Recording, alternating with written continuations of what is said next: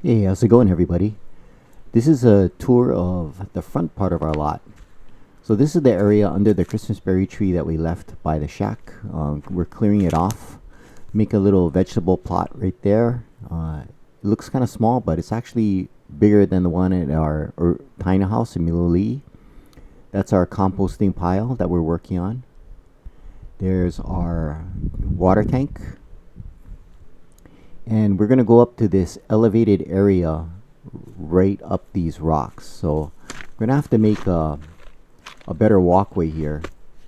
It is not exactly the easiest to get up, but it's all right.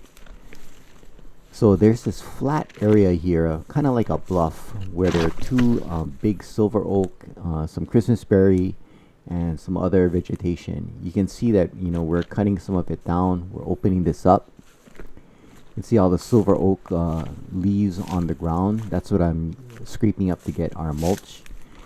And as we clean up this area, what we're planning on doing is making a chicken coop chicken run. That's going to take some time, and that's kind of lower on our priority list of all our projects.